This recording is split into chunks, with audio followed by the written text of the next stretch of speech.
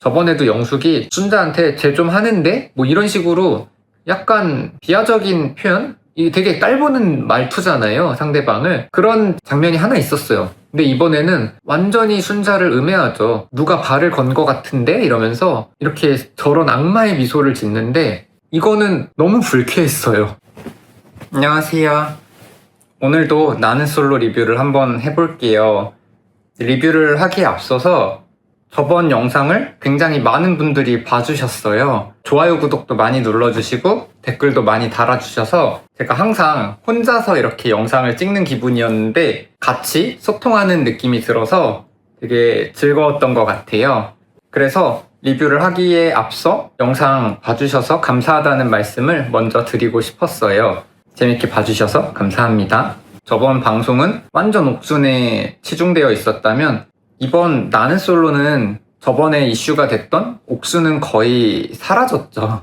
유튜브에 올라온 미방분을 보면 옥순이 순자를 괴롭히는 더 나쁜 장면들이 있었다는 댓글들이 좀 있었는데요. 저는 그 미방분을 못 봤습니다. 이미 제가 보려고 하니까 사라졌더라고요, 그 영상이. 물론 대충은 이렇게 검색해보니까 또 사진 같은 것들이 있어서 보기는 했는데요. 그래서 이제 그 부분에 대해서는 제가 못 본 게 좀 아쉽고 말씀드리기가 어려운 것 같아요. 또 댓글에서 많이 보이는 것처럼 이번 회차에서 옥순이 거의 방송 분량을 다 합쳐도 5분이 안 될 것 같아요. 5분 정도 되려나? 대신에 저저번 영상에서 제가 자연재해 같은 영숙이라는 영상을 올린 적이 있는데 영숙이 또 주인공이 됐죠. 그래서 오늘은 영숙에 대해서 한번 얘기를 해보려고 해요. 제목은 악마가 되기로 한 영숙입니다. 이번 방송에서는 슈퍼데이트권 미션이 있었는데 첫 번째는 시 맞추기 미션이 있었고 판소리 받아적기 미션이 있었고 마지막에 달리기 미션이 있었는데 개인적으로는 판소리를 해주신 명창들이 나오셨잖아요. 근데 노래를 다 하시고 퇴장하시기 전에 소감을 한마디 하시고 가시는데 저는 그런 말을 들으면 기분이 되게 좋아요. 이런 공연을 많이 하셨으니까 준비된 멘트고 정리가 된 멘트겠지만 말씀해주시는 내용이나 태도나 이런 게 사람을 따뜻하게 하는 것 같아요. 그래서 저는 그 부분을 보는 데는 되게 좋았던 것 같습니다. 그리고 영숙과 순자의 달리기 장면이 이제 가장 하이라이트였는데요. 순자가 1등을 하고 있는데 영숙이 마지막 바퀴에서 추월을 하죠. 역전을 하죠. 근데 길을 잠깐 잘못 들면서 또 순자에게 뺏기고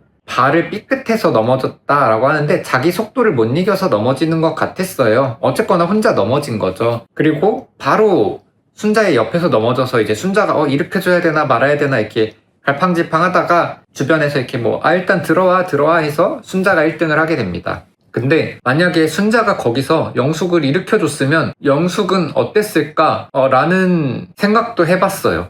정말 영숙이 얄밉게 순자의 자리를 빼앗고 1등을 했을까? 아니면은 순자한테 고마움을 느끼고 순자에게 양보를 하는 모습을 보였을까? 물론 일어나지 않은 일이라 가정일 뿐이지만 여론이나 순자나 영숙의 캐릭터가 달라 보였을 수 있을 것 같아요. 근데 어쨌거나 순자가 1등을 했고 영숙이 넘어진 것도 맞고 졌어요. 저는 30기의 슈퍼데이트권 미션도 재밌게 봤거든요.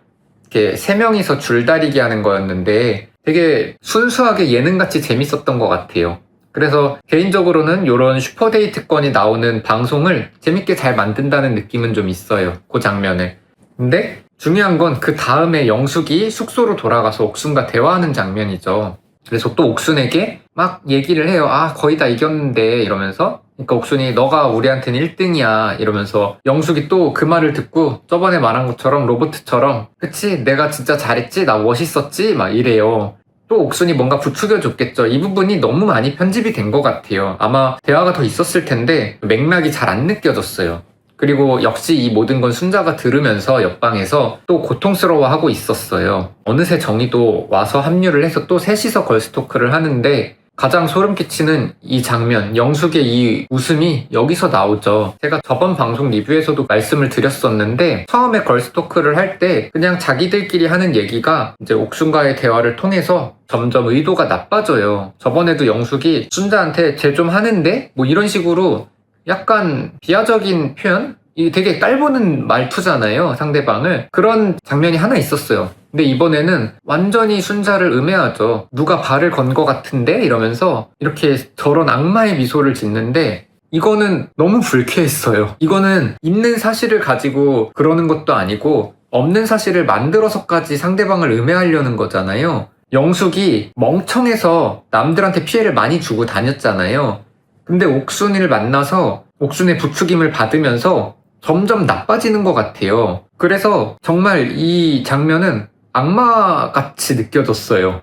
그리고 제가 어떤 생각이 들었냐면 제가 중학교 때 남중을 나왔는데요. 같은 반에 양아치 같은 친구가 하나 있었어요, 학생이. 양아치 같다는 게 뭐 애들을 괴롭히고 이런 건 아니었는데 그냥 술 마시고 담배 피고 공부 안 하고 이런 애였어요. 근데 그 친구를 보면서 제가 좀 신기하다고 느꼈던 게 애가 되게 순진하고 착했어요.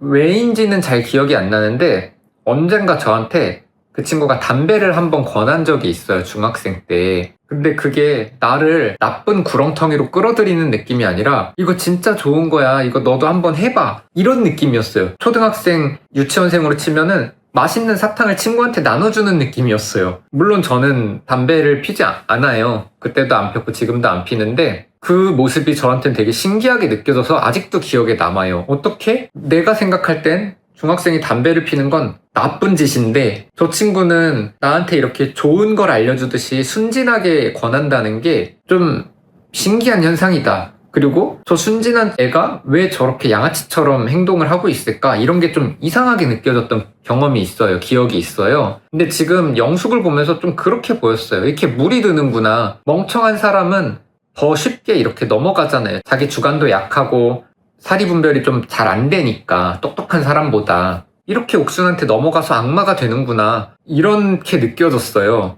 그리고 원래 이런 사람이었는지 정말 옥순을 만나서 좀 더 흑화한 건지 저는 모르죠.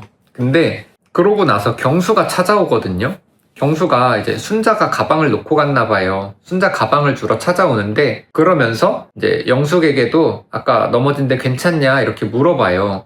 근데 이 장면이 또 좀 불쾌했던 게 경수는 영숙도 마음에 들고 순자도 마음에 들잖아요. 근데 이 가방을 주러 와서 둘 다 동시에 만나요. 잠깐 동안 복도에서. 근데 영숙은 지금 이렇게 셋이서 또 막 떠벌떠벌 하고 있고 순자는 옆방에서 울고 있잖아요. 근데 가운데 경수가 와가지고 둘 다 동시에 만나는데 그 장면이 되게 기이한 거예요. 피해자와 가해자가 같은 남자를 좋아하고 이 남자도 피해자와 가해자를 두고 어떤 갈등을 하고 있는 거잖아요. 그래서 그 장면이 너무 이상하더라고요. 이게 정말 현실에서 이런 일이 있나? 막 이런 생각이 들 정도로. 그러고 나서 그때 순자가 또 막 휙 하고 가버리죠. 경수한테 가방 받고 이제 방으로 들어가 버리는데 그러고 나서 여기서부터 영숙이 또 이해가 안 돼요. 갑자기 헐떡거리기 시작하면서 애교를 부리거든요. 나 여기 아포 막 이러고 막 어지러웠다 그러고. 근데 저는 이게 정말 악마의 애교라고 느껴졌어요. 앞에 장면이랑 같이 이어서 보니까 더더욱 그렇게 느껴졌어요. 경수는 모를 수도 있죠. 앞에 걸스토크 하는 장면을 못 봤으니까. 근데 제가 이게 너무 이해가 안 되는 거예요. 이게 왜 이럴까?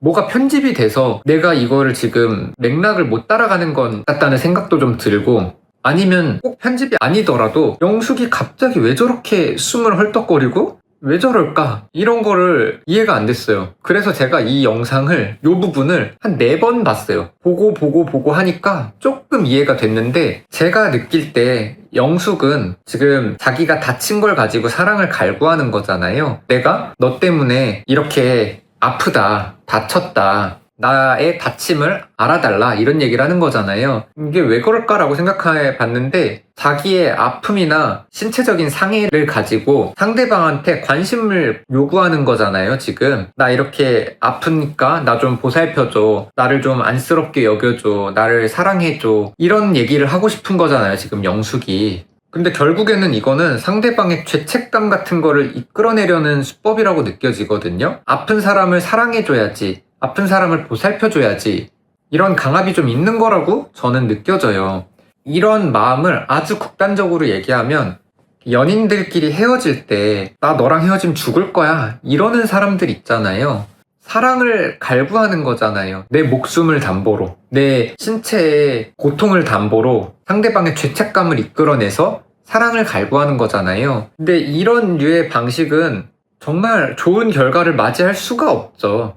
근데 이게 정의도 좀 이러거든요. 정의가 영식한테 대하는 태도도 크게 다르진 않아요. 이 어느 정도 수위의 차이가 있는 거예요. 뭐 이렇게 죽겠다고 협박을 하는 건 정말 극단적인 경우인 거고, 지금 영숙이 자기 다친 걸 가지고 애교를 부리는 거나, 방송 앞부분에 정숙이랑 정이 데이트하는 장면에서도 정이가 나 토할 것 같아, 속이 안 좋아, 뭐 입맛이 없어, 이런 식으로 하는 것도 비슷한 맥락이라고 저는 봐요. 물론 실제로 내가 좋아하는 사람이 아프면 안쓰럽죠. 보살펴주고 싶은 마음이 들고, 근데 그거를 억지로 이끌어내는 건 또 다른 얘기라고 생각하거든요. 사랑을 받고 싶어서, 관심을 받고 싶어서 아픈 척을 하는 거예요. 아니면 실제로 다치는 거예요. 이런 거는 엄청 부정적인 굴레라고 생각을 하거든요. 이게 사랑을 받고 싶으면 상대방한테 잘해주고, 또 나의 사랑스러운 모습을 보여주고, 그렇게 해서 사랑을 받아서 관심을 받아야지, 나를 다치게 하고 상대방을 불편하게 하고 협박하고 구속하고 이러면은 다 같이 망하자, 이런 거잖아요. 그래서 저는 이런 식으로 하는 거는 최악이라고 생각해요. 이거는 정말 최악이에요.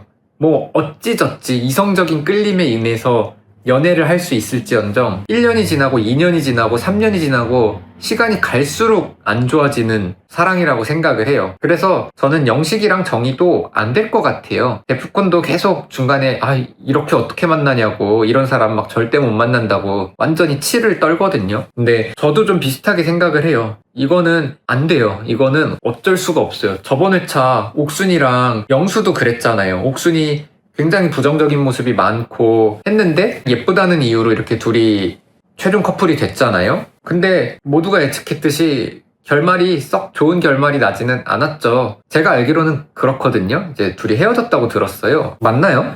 아무튼 다시 돌아와가지고 영숙이 계속 악마의 애교를 부리는데 막 아포 이러면서 경수가 뭔가 이상하다는 걸 눈치를 채고 컷하고 자기 숙소로 돌아간단 말이에요.